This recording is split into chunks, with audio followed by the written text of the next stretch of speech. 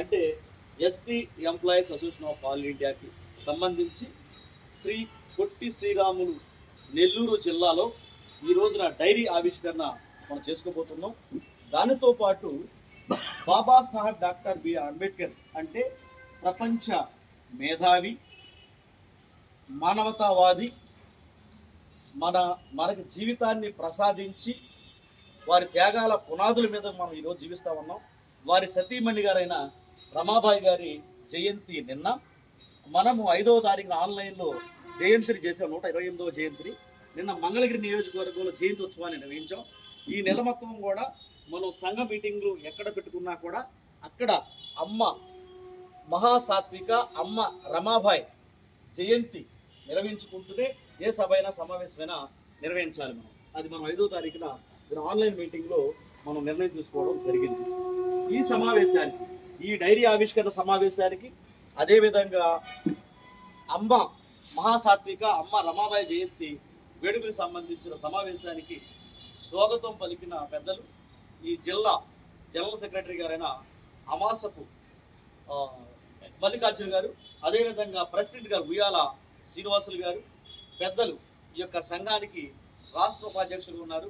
సంఘం ప్రారంభమైన నాటి నుంచి కూడా ఈ సంఘాన్ని కనిపెట్టుకున్న పెద్దలు రాష్ట్ర ఉపాధ్యక్షులైన నల్లబోతుల సుబ్బరాయుడు గారికి, అదేవిధంగా ఈ సంఘం నేషనల్ జాయింట్ సెక్రటరీ గారు, పోస్టల్ డిపార్ట్మెంట్లో పనిచేసే సాలా భోగేశ్వరరావు గారికి వారు, అదేవిధంగా సంఘం నేషనల్ అడిషనల్ జాయింట్ సెక్రటరీ గారు కందుల వెంకటేష్ గారు, ఇక్కడ దేవరపూడి సాంబశివరావు గారు ఉన్నారు, వారు ఏపీ స్టేట్ జనరల్ సెక్రటరీ గారు వారికి, కృష్ణా జిల్లా ప్రెసిడెంట్ గారు దేవరకొండ సురేష్ గారు కారులో రెస్ట్ తీసుకుంటా ఉన్నారు, ఆయనే మా రథసారథి, మోహనం నడిపేది ఆయనే.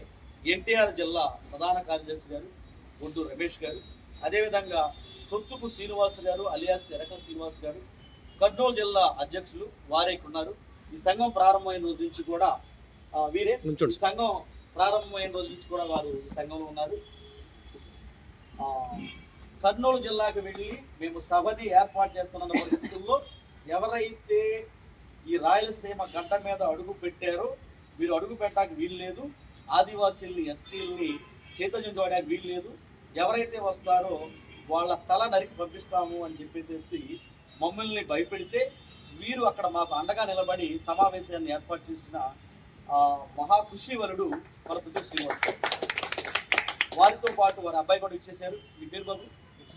రిషికేష్ బాబుకి, అదేవిధంగా పెంచల పుల్లయ్య గారు, వారు కూడా సంఘం ప్రారంభం నుంచి ఈ సంఘంలో వివిధ హోదాల్లో పనిచేస్తూ ఈరోజు రాష్ట్ర వైస్ ప్రెసిడెంట్ ఉన్నారు ఇంగ్లీష్ మాస్టర్ గారు వారికి, ప్రకాశం జిల్లా జనరల్ సెక్రటరీ గారు జగన్నాథం నాగేశ్వరరావు గారు సమావేశం చేసిన వారికి, అదేవిధంగా ఈ యొక్క జిల్లాలో సంఘాన్ని మనము ప్రారంభించినప్పుడు మనకి ఇక్కడ మన యానాది సోదరి ఒక ఆవిడ మనకి ఇంతకు ముందు ఉండేవారు, వారు ప్రెసిడెంట్గా ఉండేవారు. ఆ తర్వాత మన రాచగిరి శైలజ గారు ప్రెసిడెంట్గా ఉన్నారు.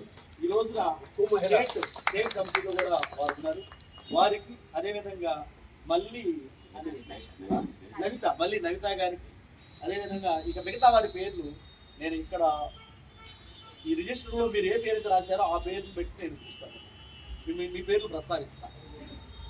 ఎల్లంపల్లి రాజేశ్వరి గారికి, మీరేనమ్మా కే కోమలి గారికి, జి పెన్సలయ్య గారు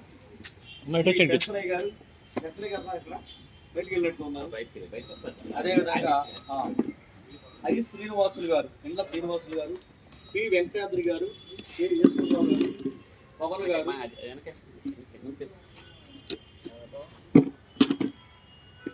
భాషా గారు, మన రాచగిరి శైలజ గారి భర్త భాషా గారు వివాహం వారికి, రాంబాబు గారు రాంబాబు గారికి, అదేవిధంగా మా మిత్రులు మాకు సోదర సంబంధులైన కేసీ పెన్సలయ్య గారు వారు కూర్చున్న తర్వాత వచ్చి వారు మాట్లాడతారు. మన సోదర సంఘంలో అంటే యానాది సంఘంలో తన జీవితాంతం కూడా ఈ ప్రజానికాసం కోసం దారపోసి వారు ఈ యానాది ప్రజల యొక్క సంక్షేమం కోసం అభివృద్ధి కోసం పాటుపడుతున్న కేసీ పెన్సలయ్య గారు అన్నగారు ఉన్నారు. వారికి ఈ ప్రాంగణంలో ఉన్న ప్రతి ఒక్కరికి ఎవరి పేర్లు అయితే దీంట్లో రాశారో ఎవరి పేర్లు అయితే రాశారు, ఎవరి పేర్లు అయితే నాకు తెలిసినవి, వారి పేర్లన్నీ కూడా నేను ప్రస్తావించడం జరిగింది. మీ అందరికీ కూడా హృదయపూర్వకమైన జేబీములు తెలియజేసుకుంటున్నాను. ఒకవేళ నేను ఎవరి పేరైనా ఒకవేళ మర్చిపోయినట్లయితే అది ఉద్దేశపూర్వకంగా విస్మరించింది కాదని నాకు తెలియక అని చెప్పేసి మీ అందరికీ తెలియజేస్తూ, ఇప్పుడు విచ్చేసిన సోదరీ మండలి మీకు కూడా హృదయపూర్వకమైన స్వాగతం పలుకుతా ఉన్నాం. Thank you very much. ఇప్పుడు మన సంఘం యొక్క సమావేశంలోకి మెయిన్ కంటెంట్లోకి వెళ్దాం. దయచేసి అందరూ కూడా గమనించవలసింది కోరుతా ఉన్నాం. జనరల్గా మనం ప్రతిరోజు కూడా అనేక విషయాల్లో బాధపడుతూ ఉంటాం. మనకి అన్యాయం జరిగిందని, మనకు తెలిసిన వారికి అన్యాయం జరిగిందని, అదేవిధంగా మన జాతులకి అన్యాయం జరిగిందని చెప్పేసి మనం బాధపడుతూ ఉంటాం, ఆందోళన చెందుతూ ఉంటాం, గందరగోళానికి గురవుతూ ఉంటాం. కొన్ని సందర్భాల్లో న్యాయం చేయాలని చెప్పేసి ఒక అడుగు ముందుకు వేస్తాం. మనల్ని నడిపించడానికి నాయకురాలు లేక ఆ సమస్యని పరిష్కరించలేం. కొన్ని సందర్భాల్లో ఆ సమస్యని పరిష్కరించడానికి 4 అడుగులు వేసిన తర్వాత ఆ సమస్య పరిష్కారం కాకపోయినప్పుడు సమాజం మొత్తాన్ని కూడా మనం ఒక దోషిగా నిలబెట్టే ప్రయత్నం చేస్తాం, లేదా మనము అసంతృప్తితో ఉంటాం. ఇవన్నీ ఏంటంటే సరైన సమర్థవంతమైన నాయకత్వంలో మనం పని చేయకపోవడం వలన, లేకపోతే మనమే సమర్థవంతమైన నాయకత్వాన్ని స్వీకరించలేకపోవడం వలన, లేకపోతే మనమే సమర్థవంతమైన నాయకురాలుగా క్షేత్రస్థాయిలోకి అడుగు పెట్టినందువల్ల ఇవన్నీ ఉంటాయి. ఇక్కడ ఒకసారి మీరు ఈ సంఘం యొక్క బ్యానరు ఇవన్నీ గమనించినట్లయితే మీలో చాలామంది ఎప్పుడు చూడని పదాలు, ఎప్పుడు చూడని ఫోటోలు, ఎప్పుడు వినని ఒక సందేశం, ఒక నినాదం అనేది కనిపిస్తూ ఉంటుంది. ఇప్పుడు మీరు దయచేసి మీ అందరూ కూడా మీ చేతిలో ఉన్న డైరీని కనుక మీరు ఇలా పట్టుకున్నట్లయితే ఈ టైటిల్ పేజీలోనే పైన ఉన్న విషయాలు మీకు చెప్పుకుంటూ వెళ్తాను. ఈ సంఘం పట్ల చాలామంది ఈ సంఘం వల్ల ఉపయోగం ఏమిటి, ఈ సంఘ నాయకులు ఎవరు, ఈ సంఘం వలన మనకి వనగూరే ప్రయోజనాలు ఏమిటి, సమాజానికి వనగూరే ప్రయోజనాలు ఏంటి, రకరకాల డౌట్లు వస్తాయి. ఈ సంఘం ఎంతకాలం ఉంటుంది, ఈ సంఘం ఏం చేసినట్టుంది, అవన్నీ కూడా గ్రంథీకరణ చేసి ఒక విట్నెస్, ఒక డాక్యుమెంట్, భారత రాజ్యాంగం అనేది ఈ దేశాన్ని ఏ విధంగా నడిపిస్తుందో, ఈ సంఘంలో పనిచేయాలన్నా, సంఘంలో నాయకత్వం వహించాలన్నా, ఈ సంఘం గురించి తెలుసుకోవాలన్నా, ఈ సంఘం గురించి ఒక విమర్శ చేయాలన్నా, ఒక అభిప్రాయాన్ని వ్యక్తం చేయాలన్నా, ఈ సంఘంలో ఉన్న నాయకుల్ని ప్రోత్సహించాలన్నా, అభినందించాలన్నా ఈ యొక్క డైరీలో ఉన్న అంశాలని మనం పరిశీలించిన తర్వాతే చేయాలి తప్ప మనం మామూలుగా చాలామంది తెలిసి తెలియక ఏదేదో మాట్లాడేస్తూ ఉంటారు. ఒక పేజీ మొత్తం కూడా చదివి ఆ పేజీ మీద సమీక్ష చేయాలి, అదేవిధంగా మనం దాని మీద కామెంట్ చేయాలి. కానీ ఆ పేజీలో ఎక్కడో 7వ పేరాలో 8వ లైన్లో లాస్ట్లో ఇక్కడ చిన్న పదం ఉంటే ఆ పదం పట్టుకుని మాట్లాడతారు. ఆ పేజీ మీద సమీక్ష చేయాలి అంటే, ఆ పేజీ గురించి మాట్లాడాలంటే ఆ పేజీ మాకు చదవాలి. అదేవిధంగా సంఘం గురించి కూడా ఈరోజు మాట్లాడాలంటే ఖచ్చితంగా మనం స్టడీ చేయాల్సి ఉండాలి. అదేంటంటే మనం ఒక మాట మాట్లాడామంటే, ఒక అభిప్రాయాన్ని వెళ్ళబుచ్చామంటే అది మన ఆత్మగౌరవానికి సంబంధించింది, అది మన ఉనికికి సంబంధించింది అని అర్థం చేసుకోవాల్సిన అవసరం ఉంది.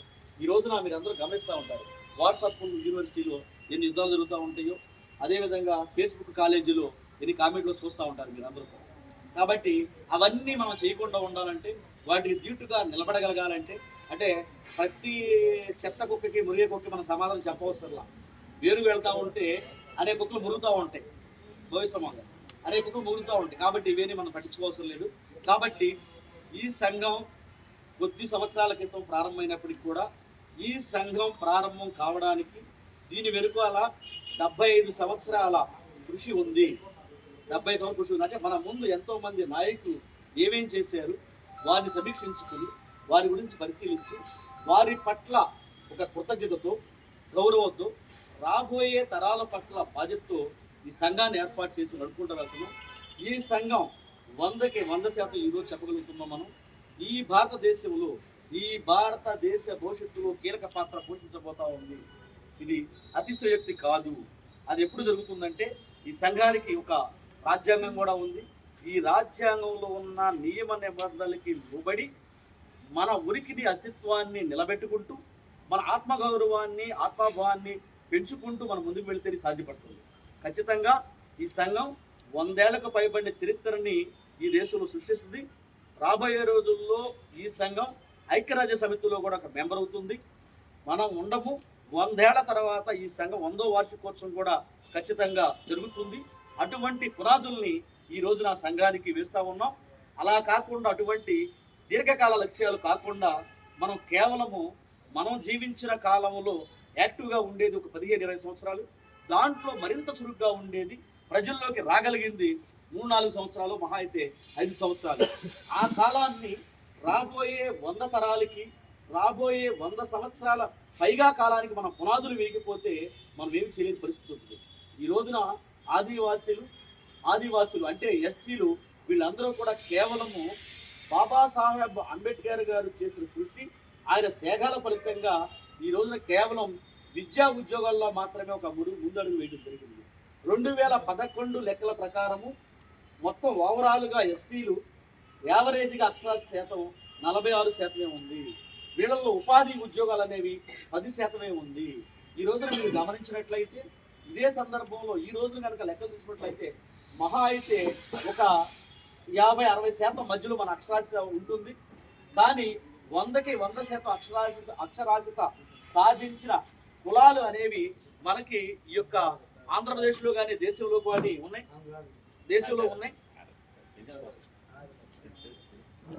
వినండి కాబట్టి అంటే మిగతా కులాలన్నిటితో పాటు మనము 100కి 100% అక్షరాస్యత సాధించాలంటే ఇప్పుడున్న పరిస్థితుల్లో మరొక 75 సంవత్సరాలు పడుతుందని చెప్పేసి ఒకసారి గమనించాల్సిన అవసరం ఉంది. అంటే రాజ్యాంగం అమల్లోకి వచ్చే నాటికి ఎస్టీల యొక్క అక్షర శాతం 1% మాత్రమే ఉంది. అంటే 75 సంవత్సరాల్లో సుమారుగా మనం 50% అక్షరాస్యత సాధిస్తే అంటే ఇంకొక 75 సంవత్సరాల తర్వాత మాత్రమే మనం పూర్తిగా అక్షరాస్యత కాగలం. ఒక్కసారి మీరు ఆలోచించండి. అంటే అప్పటికి ఈ సమాజం ఎంత దూరంలో ఉంటుంది. ఈ రోజు నాటికే ఉన్న పరిస్థితి ఏంటంటే మార్స్ గ్రహం మీదకి వెళ్ళి స్థిర నివాసాలు ఏర్పాటు చేసుకోవడం కోసం ఎలన్ మస్క్ అని చెప్పేసి ప్రపంచ కుబేరుడు ఈ రోజున ప్రయత్నం చేస్తూ ఉన్నాడు. అదేవిధంగా చంద్రమండలం మీదకి వెళ్ళడానికి ఇప్పటికే ప్రయత్నం చేస్తూ ఉన్నారు. ఇప్పుడు 1964 ఆ టైంలో చంద్రమండలం మీద నీల్ ఆర్మ్స్ట్రాంగ్ అడుగు పెట్టారు. అసలు అణ్వాస్త్రాలు అనేది ఇక్కడ కాదు అంతరిక్షంలోనే యుద్ధాలు చేసుకోవాలని పరిస్థితి ఏర్పడుతుంది. మరి ఈ సందర్భంలో మనం ఆదివాసులు ఎక్కడ ఉన్నాము అనేది చాలా ముఖ్యం. అంటే ఒక జాతి కానీ ఒక ప్రాంతం కానీ సమగ్ర అభివృద్ధికి నోచుకోవాలంటే అక్కడ ఉన్న ఎవరైతే మేధావులు ఉన్నారో, విద్యావంతులు ఉన్నారో, విద్యార్థికులు ఉన్నారో, మానవతావాదులు ఉన్నారో వీళ్ళు నిర్ణయించాల్సిన అవసరం ఉంది. వాళ్ళు అక్కడ నాయకత్వం వహించాల్సిన అవసరం ఉంది. కాబట్టి ఈ రోజున ఈ సంఘానికి నాయకత్వం వహించే వాళ్ళు 100కి 90% ఉన్నత చదువులు చదువుకున్న వాళ్ళు, ఆఫీసర్సు, విద్యార్థికులు, అదేవిధంగా ఉద్యోగులు, అనేక రంగాల్లో స్కిల్స్ ఉన్న వాళ్ళు ఈరోజు ఉన్నారు. కాబట్టి ఈ సమాజాన్ని చైతన్యవంతమైన చేయవలసిన ఆవశ్యకత మన మీద ఉంది. దీనితో పాటు ఎవరైతే ఎప్పటికే ఎడ్యుకేట్ అయి ఉన్నారో ఎడ్యుకేట్ అయిన వాళ్ళని సామాజికంగా మనం ఎడ్యుకేట్ చేయాల్సిన అవసరం కూడా ఉంది. కాబట్టి ప్రియమైన సోదరిమణులారా, మిత్రులారా, స్నేహితులారా, నాయకులారా చాలా జాగ్రత్తగా విషయాలు గ్రహించండి. ఈ యొక్క బ్యానర్ మీద కనుక మీరు ఈ ఫోటోలు ఒకసారి అబ్జర్వ్ చేసినా లేదా ఒకసారి మీరు డైరీలో ఈ డైరీ మీద ఉన్న ఫోటోలు ఒకసారి అబ్జర్వ్ చేయండి. నేను ఒక్కొక్క ఫోటో గురించి ఒక్కొక్క నిమిషం మీకు చెప్తాను. అప్పుడే ఈ సంఘం ఏం చేస్తుంది, ఏం చేయబోతా ఉంది అని అర్థమవుతుంది. ఇక్కడ చూడండి, ఎడ్యుకేట్, యాజిటేట్, ఆర్గనైజ్ అని రాయడం జరిగింది. ఇది బాబాసాహెబ్ అంబేద్కర్ గారు మనకి ఇచ్చిన నినాదాలు. ఎడ్యుకేట్ అంటే బోధించమని, అదేవిధంగా యాజిటేట్ అంటే పోరాడమని, అదేవిధంగా ఆర్గనైజ్ అంటే నిర్వహించమని. అంటే ఈరోజు మనందరం కూర్చున్నాం, మనందరం కూడా కొన్ని విషయాలు ఇక్కడ మాట్లాడుకుంటా ఉన్నాం. అదే ఎడ్యుకేట్. ఆ చదువు అనే అర్థం కూడా వస్తుంది, కానీ అవగాహన తీసుకోవడం అనేది ముఖ్యం. అదేవిధంగా యాజిటేట్ అని ఉన్నది. పోరాటం అంటే రోడ్ల మీదకి వెళ్ళి మనం కర్రలతో కత్తులతో పోరాటాలు చేయనవసరం లేదు. ఈ యొక్క సమావేశం ఇంత అద్భుతంగా నిర్వహించడానికి ఇక్కడ ప్రెసిడెంట్ గారు కానివ్వండి, జనరల్ సెక్రటరీ గారు కానివ్వండి, సుబ్బరాయుడు గారు, అటు పుల్లయ్య గారు, శైలజ గారు, అనేక మంది ప్రయత్నం చేశారంటే ఈ మీటింగ్ ఇక్కడ జరగకుండా ఉండాలని, మనందరం గ్యాదర్ అవ్వకూడదని, మనందరం ఎడ్యుకేట్ అవ్వకూడదని, మన ద్వారా సమాజం బాగుపడకూడదని చెప్పేసి అనేక మంది అనేక రకమైన అడ్డంకులు సృష్టిస్తారు. అవి ఇంటి నుంచి మొదలు ఎక్కడి వరకు ఉంటాయి. కాబట్టి ఈ క్రమంలో మనం పోరాటం చేస్తాం. అంటే ఇక్కడ సమావేశాన్ని నిర్వహించుకోవడం కోసం, అంటే ఆర్గనైజ్ అయ్యే సందర్భంలోనే ఒక పోరాటం కూడా అంతర్గతంగాను ప్రత్యక్షంగాను పరోక్షంగాను చాప కింద నీరు గల్లాగా జరుగుతూ ఉంటుంది. కాబట్టి అంబేద్కర్ గారి యొక్క ఆలోచన విధానం అది ఎడ్యుకేట్, యాజిటేట్, ఆర్గనైజ్. దీన్ని సింపుల్గా బీపీఎస్, బోధించు పోరాడు సమీక్ష చెప్పుకుంటాం. దీన్ని వ్యతిరేకంగా కూడా చెప్తారు, బోధించు సమీకరించు పోరాడని చెప్తారు. అది కాదు ఇక్కడ అర్థం అంబేద్కర్ ఇచ్చింది. అందుకని చెప్పేసి మీరు గమనించండి, ఎక్కడైనా కూడా ఇదే కరెక్ట్. తెలుగులో అయితే బీపీఎస్ అని గుర్తుపెట్టుకోండి, బోధించు పోరాడు సమీకరించని. ఇంగ్లీష్లో ఎడ్యుకేట్, యాజిటేట్, ఆర్గనైజ్ గుర్తుపెట్టుకోండి. దయచేసి ఈ సంఘం ఈ దేశంలో ఉన్న 800 షెడ్యూల్ ట్రైబ్స్ సంబంధించింది. మీరు చాలామంది కేవలం ఈ ఆంధ్రప్రదేశ్లో ఉన్న కులాలు, ఆ కులాల్లో ఉన్న పురాణ పురుషులు, లేకపోతే ఆ కులానికి సంబంధించిన మన పూర్వ నాయకుల గురించి మాత్రమే ఆలోచించడం కాకుండా, దయచేసి జాతీయ స్ఫూర్తితో ఈ సంఘం 800 కులాలకి సంబంధించిన భారతదేశ వ్యాప్తంగా పనిచేస్తున్న సంఘం అని చెప్పేసి మీరు దయచేసి గుర్తించవలసి కోరుతున్నాను. కాబట్టి ఇక్కడ మీరు ఫోటోలు కనుక గమనించినట్లయితే ఈ రాష్ట్రంలో ఎస్టీలు అంటే యానాదులు, ఎరుకుల కమ్యూనిటీ చూసుకున్నట్లయితే తమిళనాడులో, కర్ణాటకలో, అదేవిధంగా కేరళలో ఎస్సీగా ఉన్నారు. అదేవిధంగా మహారాష్ట్రలో బీసీగా ఉన్నారు. మన సోదర లంబాడి కులాలు తీసుకున్నట్లయితే ఇక్కడ ఎస్టీగా ఉన్నారు, కర్ణాటకలో ఎస్సీలుగా ఉన్నారు, మహారాష్ట్రలో బీసీలుగా ఉన్నారు, రాజస్థాన్లో ఓసీలుగా ఉన్నారు.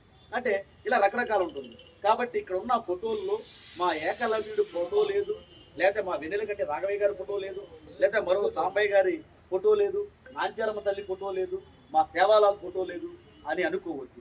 వాళ్ళందరి జయంతుల్ని, వర్ధంతుల్ని చేయడం, మనకి ఉన్న అవకాశం మేరకు వారి అందరి యొక్క స్ఫూర్తిని, మార్గదర్శకత్వాన్ని తీసుకోవడంలో మనం ఎట్టి పరిస్థితుల్లో కూడా వెనకడుగు వేయము. ఎందుకంటే మనది మేధోపరమైన సంఘం, మేధావులు ఉండే సంఘం, విద్యార్థులు ఉండే సంఘం, అధికారులు ఉండే సంఘం. ఈ విషయాన్ని గమనించాల్సిన అవసరం ఉంది.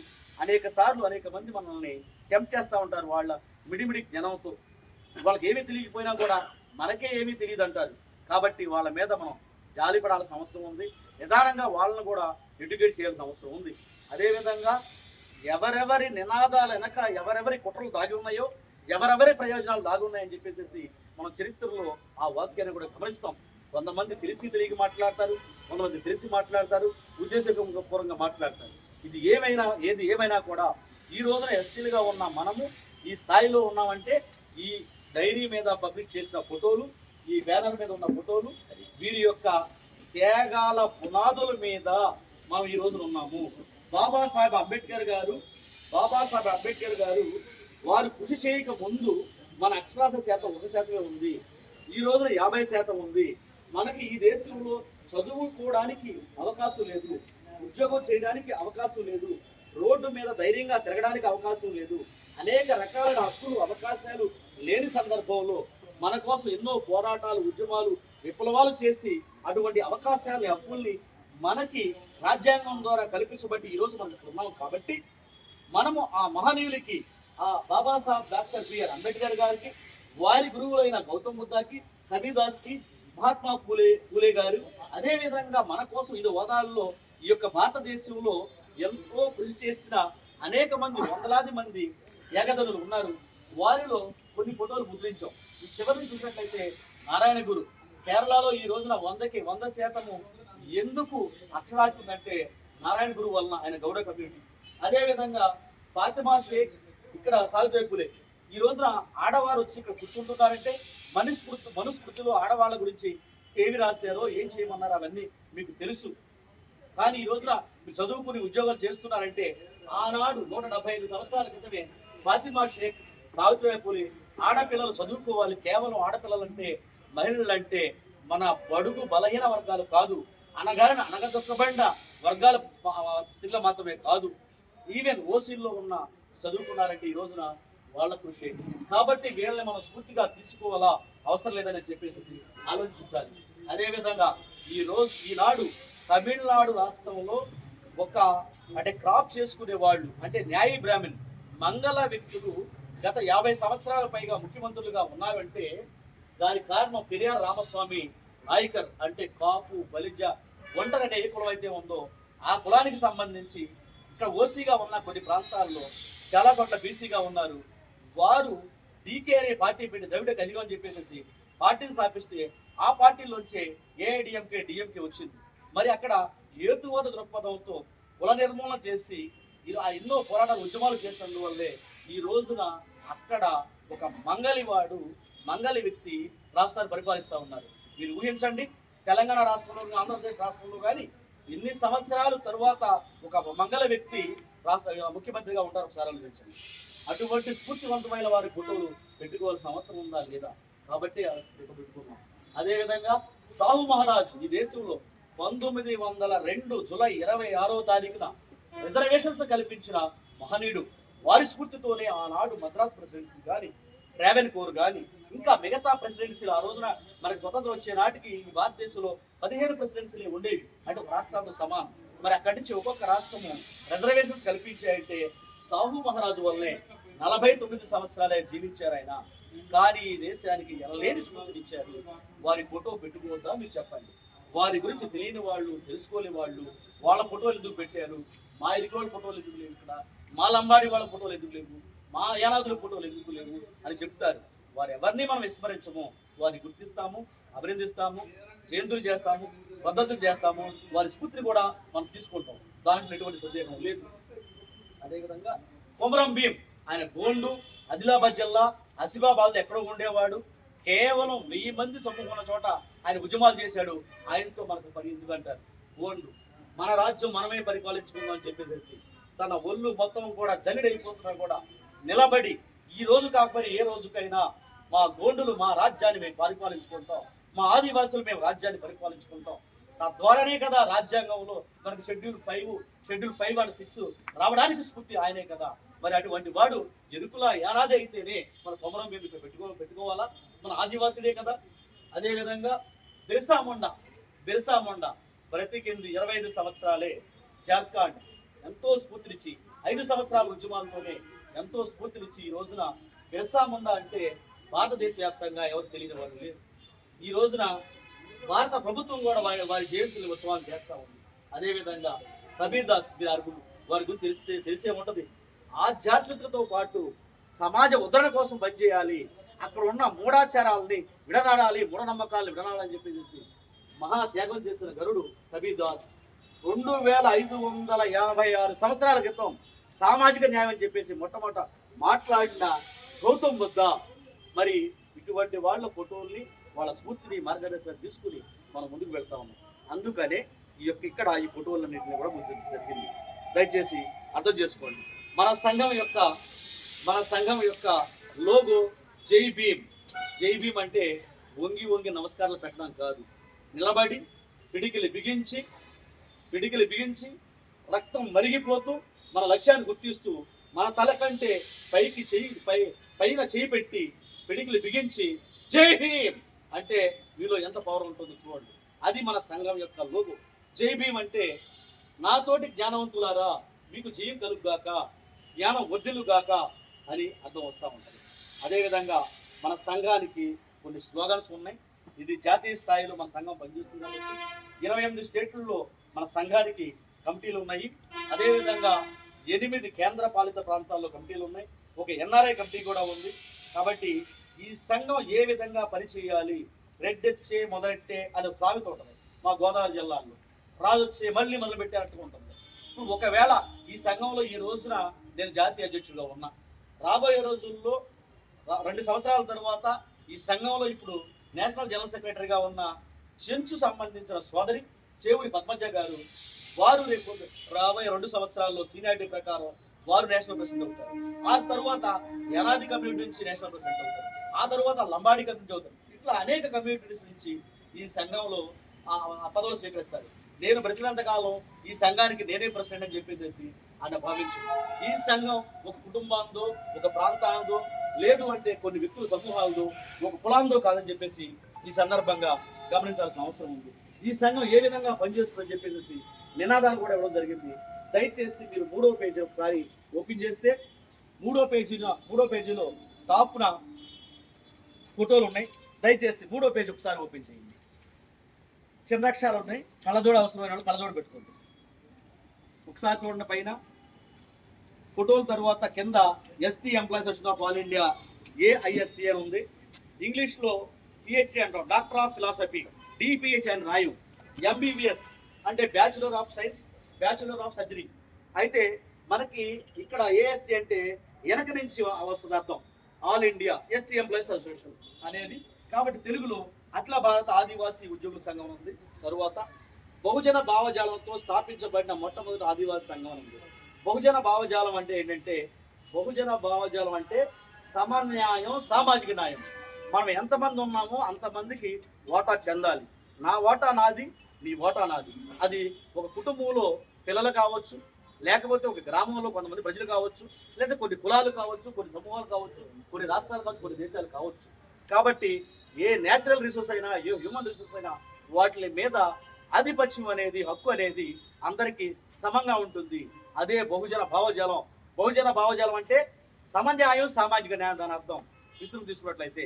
కాబట్టి ఈ విధమైన ఆలోచన విధానంతో స్థాపించిన మొట్టమొదటి సంఘం కాబట్టి మనకు తెలిసి బహుజన భావజాలంతో స్థాపించబడిన మొట్టమొదటి ఆదివాసీ సంఘం చెప్పడం జరుగుతుంది. అదేవిధంగా ఈ సంఘం యొక్క మెయిన్ లక్ష్యం ఏంటంటే, సమస్యలు లేని ఆదివాసీల భవిష్యత్తే మా లక్ష్యం. సమస్యలు లేని ఆదివాసీల భవిష్యత్తే మా లక్ష్యం. ఆదివాసి అనేది ఇది ఒక నేషనల్ వర్డ్, హిందీలో ఉంటుంది.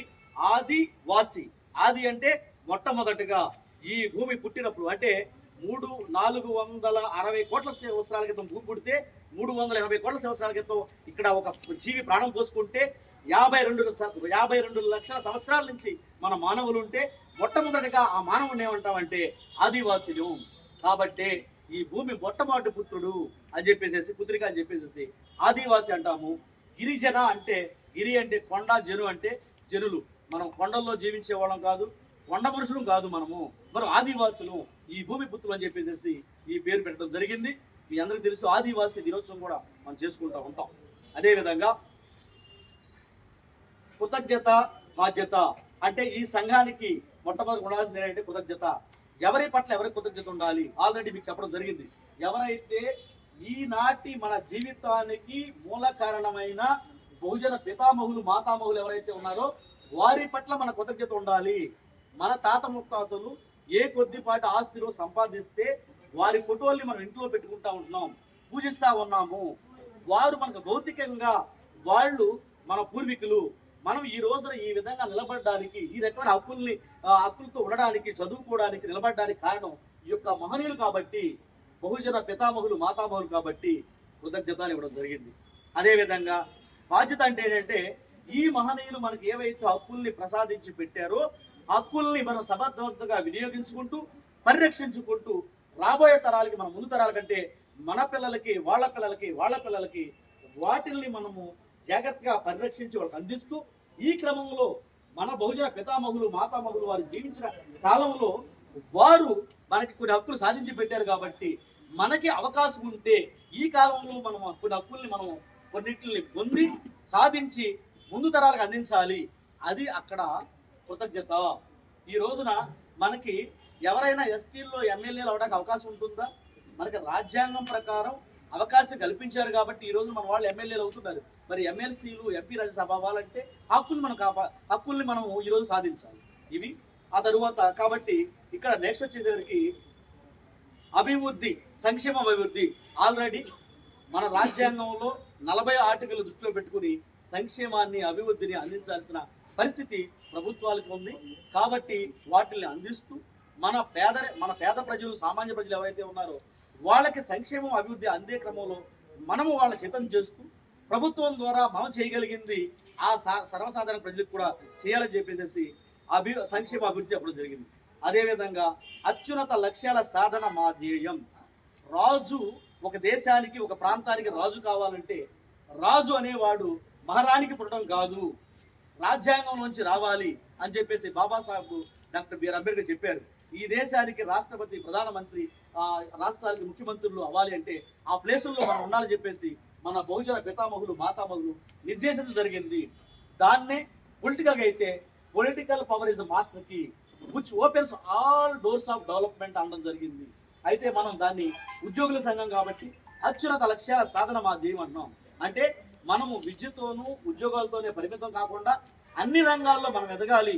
రాబోయే రోజుల్లో ఈ దేశాన్ని పరిపాలించాలి, ఈ రాష్ట్రాన్ని పరిపాలించాలని చెప్పేసి మన జనాల్ని చైతన్యం చేస్తూ వెళ్తే ఈ రోజు కాకపోయినా, రేపు కాకపోయినా, 30 ఏళ్ళు, 40 ఏళ్ళు, 50 ఏళ్ళు, 100 ఏళ్లకైనా ఈ భారతదేశాన్ని ఆదివాసులు పరిపాలించాలి. ఈ భారతదేశానికి ఒక ఎస్టీ నాయకుడు ప్రధానమంత్రి అవ్వాలి, ఈ రాష్ట్రాలకి ముఖ్యమంత్రిగా మన వాళ్ళు అవ్వాలని చెప్పేసి దిశానిర్దేశం చేస్తున్నాం. ప్రియమైన సోదరి సోదరిమణులారా, మిత్రులారా, స్నేహితులారా, నాయకులారా, గమనించండి. ఏ సంఘాలు ఇటువంటి దీర్ఘకాలికమైన లక్ష్యాలను మనం ముందుంచుతా ఉన్నాయి, ఏ సంఘాలు దిశానిర్దేశం చేస్తా ఉన్నాయి, ఆ సంఘాలని వేటిల్ని కూడా మనం తప్పు పట్టట్లేదు. కానీ మన సంఘం ఏం చేస్తూ ఉంది, ఏ రకంగా ఆలోచిస్తూ ఉంది అనేది కూడా మీరు ఆలోచించాల్సిన అవసరం ఉంది. స్వల్పకాలిక లక్ష్యాలతో పాటు దీర్ఘకాలిక లక్ష్యాలను కూడా ఏర్పరచుకోవాల్సిన అవసరం ఉంది. ఇది ఎవరు ఏర్పరుస్తారంటే మీకు చెప్పాను, విద్యార్థికులు, ఉద్యోగులు, అధికారులు, మేధావులకు మాత్రమే సాధ్యమవుతుంది. ఇది మేధావుల మైండ్లోంచి తయారైన డైరీ, మేధావులు నడిపే సంఘం అని చెప్పేసి ఈ సందర్భంగా మీకు తెలియజేస్తా ఉన్నా. అదేవిధంగా మరి ఇవన్నీ చేయాలంటే ఎంత పెద్ద పెద్ద లక్ష్యాలు ఉన్నప్పుడు వారానికి 6 రోజులు ఉద్యోగం చేసి 7వ రోజున మనం మన సొంత పనులు చూసుకుంటూ ఉంటే చూసుకో తప్పు లేదు. కనీసం నెలలో ప్రభుత్వ సెలవులు 6, 7 ఉంటే ఒక సెలవు రోజైనా కనీసం ఒక 4 గంటలైనా మన ప్రజల దగ్గరికి వెళ్ళి మనం కలిసి మన వాళ్ళు మనం చైతన్యం చేసుకుని, మనం మాట్లాడుకుని, దిశానిర్దేశం చేసుకుని, లక్ష్యాలు నిర్దేశించుకుని, తరువాత మన ప్రాంతాల్లో, మన నియోజకవర్గాల్లో, మన మండలాల్లో, మన గ్రామాల్లో మనం చేయగలిగినంత చైతన్యం చేయకపోతే, సేవ చేయకపోతే అది ఎలా సాధ్యపడుతుంది? మాట్లాడుకుని లేకపోతే సరిపోతుందా? సంఘానికి జాతీయ కమిటీ, రాష్ట్ర కమిటీ ఉంటే సరిపోతుందా? నియోజక కమిటీ ఉండవసరం లేదా? ఆ క్రమంలోనే మనము ఈ ప్రయత్నాలన్నీ కూడా చేసుకుంటూ వచ్చాము. మనం గమనించాం సంఘాలు ఎక్కడ ఫెయిల్ అవుతున్నాయి, నాయకులు ఎక్కడ ఫెయిల్ అవుతున్నారని చూస్తున్నాం. నా మాటలు ఏంటంటే కొంతమందికి ఇబ్బందికరంగా ఉండొచ్చేమో, లేకపోతే నా మాటలు అంటే మీరే కాదు, వీడియో ముందు లక్షల మంది చూస్తూ ఉంటారు, ఇది ఇబ్బందికరంగా ఉండొచ్చేమో, సుదీర్ఘమైన ప్రసంగం ఉండొచ్చేమో. మనము ఫర్ ఎగ్జాంపుల్ ఈ ఆంధ్రప్రదేశ్లో సుమారుగా ఒక 40 లక్షల మంది ఆదివాసులు ఉంటే మనకు 1 కోటి సమస్యలు ఉన్నాయి. అంటే ప్రతి మనిషికి 2-3 సమస్యలు తక్కువ కాకుండా ఉన్నాయి. ఇన్ని సమస్యలు ఉన్నప్పుడు ఈ సమస్యల పరిష్కారం అనేది చెట్టులో సాధ్యం కాదు, ఒకరిద్దరితో సాధ్యం కాదు, కేవలం ప్రభుత్వాలతో సాధ్యం కాదు, అధికారితో సాధ్యం కాదు. మనందరం కూడా అవేర్నెస్ తెచ్చుకుని, వాస్తవాన్ని గ్రహించి, మహోన్నతమైన ఆశయాలతో, మహోన్నత మనసుతో, ఒక మానవతావాదంతో వెళితేనే ఇవన్నీ సాధ్యపడతాయి. కాబట్టి ఉద్యోగులు ఎప్పుడు పనిచేయాలని చెప్పేసి అది కూడా దిశానిర్దేశం చేయడం జరిగింది. అదే చేస్తున్నాం. నేను ఏలూరు నుంచి, బ్రదర్స్ విజయవాడ నుంచి, మచిలీపట్నం నుంచి, తర్వాత అనేక దూర ప్రాంతాల నుంచి ఈరోజు ఇక్కడ విచ్చేసామంటే మాకు తెలుసు 30 మంది 40 మంది వస్తారు. 30 మంది 40 మంది మీటింగ్ రాకపోవచ్చు. 3 వచ్చినా కూడా మేము వందలాది కిలోమీటర్ల నుంచి వేలాది రూపాయలు ఖర్చు పెట్టి వచ్చినా కూడా ఆ 3తోనే మాట్లాడి వెళ్తాము అన్న ఉద్దేశం తెచ్చాం. ఈరోజు 30 మందో 300 మందో రేపొద్దున 3 లక్షల మందితో భారీ బహిరంగ సభ ఏర్పాటు చేసి ఆ రోజున ప్రభుత్వాలకి మనం చెప్పాల్సింది చెబుతాము. అదేవిధంగా మనం దిశానిర్దేశం చేయాల్సింది మన ప్రజలకు చేస్తాం. కాబట్టి ఈ మైండ్ సెట్ని అలవాటు చేసుకోవాల్సిందిగా కోరుతా ఉన్నా. మనమే డిస్కరేజ్ కాకూడదు. కాబట్టి ఉద్యోగులు ఎప్పుడు ఎలా పనిచేయాలని చెప్పేసి దిశానిర్దేశం చేయాలి. నేల విడిచి సాము చేయడం, ఒక మహా సంగ్రామంలో మనం పాల్గొన్నప్పుడు దిశ లేకుండా ముందుకు వెళ్ళడం, లేకపోతే ఒక మహాసముద్రంలో ప్రయాణించేటప్పుడు ఒక దిశని, ఒక గమ్యాన్ని లేకుండా వెళ్లే విధంగా మనం ఉండకూడదు. ఈ రోజున ఈ భారతదేశంలో ఉన్న బహుజన ప్రజల అంటే బీసీ, ఎస్టీ, మైనార్టీల ప్రజలకి నాయకత్వం వహించే ఎక్కువ మంది ఈ విధంగా ఉన్నారు. తక్కువ మంది నేను ఏమంటలేదు, వాళ్ళు నేనేమి తప్పు పట్టట్లేదు, నిందించట్లేదు, విమర్శించట్లేదు. కాబట్టి మనల్ని మనం తెలుసుకోవాల్సిన అవసరం ఉంది. కాబట్టి ప్రియమైన మిత్రుల, ఒకసారి మీరు గమనించండి, అక్కడ 4వ లైన్ చూడండి. ఉద్యోగులు ఎప్పుడు పనిచేయాలి ఏంటంటే, మా ప్రతి సెలవు దినము, మా జ్ఞానము జాతి కోసం అంకితం. కష్టించి క్షేత్రస్థాయిలో పనిచేసేవారే మా నాయకులు, వారికే మా ప్రాధాన్యత. అంటే మా ప్రతి సేవ దేవనము, మేమైతే ఎవరైతే ఈ సంఘంలో మెయిన్ టీంలో ఉన్నామో మాకు అవకాశం బట్టి కూడా మేము దేశవ్యాప్తంగా అనేక ప్రాంతాలకు వెళ్ళి మన ప్రజల్ని చైతన్యం చేస్తూ, మాకు తెలిసిన జ్ఞానాన్ని వాళ్ళకిస్తూ, వారి దగ్గరలో ఉన్న జ్ఞానాన్ని మేము సమీకరించి సేకరించి ఈ విధంగా పనిచేస్తూ ఉన్నాం. అందరినీ ప్రతి సెలవు దినము మాకులాగా పనిచేయమని చెప్పట్లేదు, మీకు అవకాశం ఉంటే చేయండి. కానీ మన బహుజన పితామహులు, మాతామహుల పట్ల మీరు కృతజ్ఞతతో మీ జీవిత కాలంలో కొంత భాగం చేయాలి. మనిషికి ఒకటే జన్మ, ఒకటే జీవితం. అది కూడా 70-80 సంవత్సరాలు మనం జీవించినా కూడా మనం యాక్టివ్గా పనిచేయగలిగేది ఒక 5 ఏళ్ళు 10 ఏళ్ళు ఉంటుంది. ఈ రోజు నేను ఇక్కడికి రాకపోతే ఇంట్లో ఉండి యూట్యూబ్ చూసుకుంటా ఉంటా. ఇది అమూల్యమైన సమయాన్ని నేను నిరుపయోగం పరచడం కంటే కూడా నా ప్రజానికం, నా జాతి ప్రజలు, మా బ్లడ్ ఇక్కడ ఉందని చెప్పేసి నాతో పాటు ఒక 5 తీసుకుని ఇక్కడికి వచ్చి మన లక్ష్యాలని, మన జాతి లక్ష్యాలని అదేవిధంగా మన కుల లక్ష్యాలని మన ముందుంచి మాట్లాడుకోవడం మంచిదా కాదా మీరు చెప్పండి. ఒకవేళ మీరు ఇక్కడ రావడం ఎవరికైనా నష్టం ఉందా, ఎవరిని నిందిస్తున్నామా, వేధిస్తున్నామా, ఇప్పుడు ఆలోచించండి. ఈ జాతుల్ని చైతన్యం చేసుకోవాల్సిన అవసరం ఉంది. ఈ భారతదేశంలో బహుజన జాతులు వారికి కావలసిన చైతన్యం కలిగి లేకుండా అనవసరమైన నిరుపయోగమైన చైతన్యాన్ని కలిగి ఉన్నారు. కాబట్టి ఆ విషయాన్ని కూడా మీరు గమనించాలని చెప్పేసి కోరుకుంటూ, కాబట్టి క్షేత్రస్థాయిలో పనిచేసే వాళ్ళే మా నాయకులు. కేవలం బ్యానర్ల మీద యూట్యూబ్లోనో ఫేస్బుక్లో కాదు, అవి పెట్టుకోవచ్చు. మనం చేయబోయే పనిని ప్రచారం చేసుకోవాలి, చేసిన పనిని ప్రచారం చేసుకోవాలి. ఏ పని పాట లేకుండా ప్రచారం చేసుకోవడం అనేది తప్పు. ఆ ప్రచారం చేసుకునే వాళ్ళు నిజమైన నాయకులు కాదు. కాబట్టి గమనించండి. కాబట్టి అందుకని మనం ఏం చేసామంటే, ఈ సంఘ నాయకులు చేసే పని ఏంటంటే, మా ప్రతి సెలవు దినము మా జ్ఞానము జాతి కోసం ఇస్తాం. కష్టించి క్షేత్రస్థాయిలో పనిచేసేవారే మా నాయకులు, వారికే మా ప్రాధాన్యత. తరువాత సంఘాలని సంఘ నాయకుల్ని చాలామంది అనకూడదు. ఇక్కడ మహిళా మనులు కూడా ఉన్నారు. కానీ సంఘాలని సంఘ నాయకుల్ని చాలామంది తెలివితేటలు అనుకుంటూ అతి తెలివితేటలుగా ఉంటూ వాడుకుని వదిలేస్తూ ఉన్నారు. ఆ పదాన్ని నేను చెప్పలేదు. కాబట్టి సంఘాన్ని ఎలా భావించాలంటే, సంఘాన్ని మా మనస్సాక్షిగా, మా పసిబిడ్డగా, మా కుటుంబంగా భావించి మేము పనిచేస్తున్నాం. పదవుల్లో ఉన్న నాయకులందరూ అదేవిధంగా భావించి పనిచేయాలి మా విజ్ఞప్తి. ఇందాకడ మన నెల్లూరు జిల్లా అధ్యక్షులు గారు ఉయ్యాల శ్రీనివాసులు గారు మాట్లాడుతూ ఇదే మాటని ప్రస్తావించారు. అంటే మనం లక్షలాదిగా ఈ ఆంధ్రప్రదేశ్లో లక్షలాదిగా దేశవ్యాప్తంగా 12.5 కోట్ల మంది ఆదివాసులు, వాళ్ళ మదిలో ఏ ఆలోచనలు అయితే ఉన్నాయో ఆలోచనల్ని మనం పసిగట్టి వాటిలన్నింటినీ కూడా సంక్షిప్తంగా ఈ రోజున మనం గ్రంథీకరణ చేయడం జరిగింది. కాబట్టి ఆ లక్ష్యాల్ని సాధించాలంటే ఈ పాయింట్స్ అన్ని కూడా. తరువాత నేను సైతం నా కోసం, నా జాతి కోసం కనీసం నెలకు 4 గంటలు నా తోటి జాతి ప్రజలతో కలిసి మాట్లాడతా. ప్రియమైన సోదరులారా, నాయకులారా, అంటే నెలకి కనీసం ఒక 4 గంటల సమయాన్ని మన జాతుల కోసం, మన కోసం ఖర్చు చేసి వినియోగించి మన జాతి ప్రజలతో కలిసి మాట్లాడకపోతే మనం మామూలు టైంలో ఎన్నెన్నో చెబుతాం. ఈ దేశం మారిపోవాలి, ఈ ప్రపంచం మారిపోవాలి, అంతా బ్రహ్మాండంగా ఉండాలి అంటాం. అందరూ వెళ్ళి నీళ్లు పోస్తే రాజుగారికి పాలు ఎవరు పోస్తారు?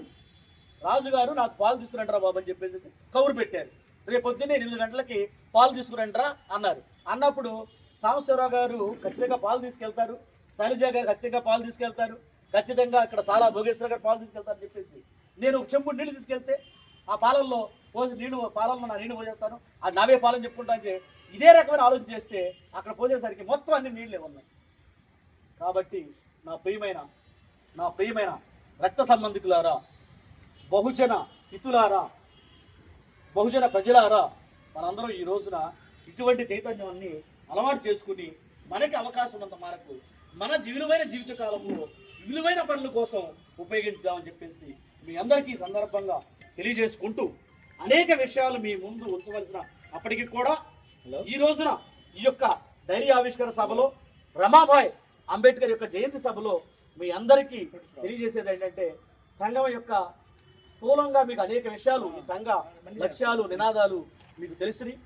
ఈ విధంగా మీ జీవితకాలంలో 2 సంవత్సరాలు చేస్తారా, 3 సంవత్సరాలు చేస్తారా, మీరు బాధ్యత చేపట్టండి. దయచేసి ఎవరు కూడా బాధ్యతలకు దూరంగా ఉండొద్దు.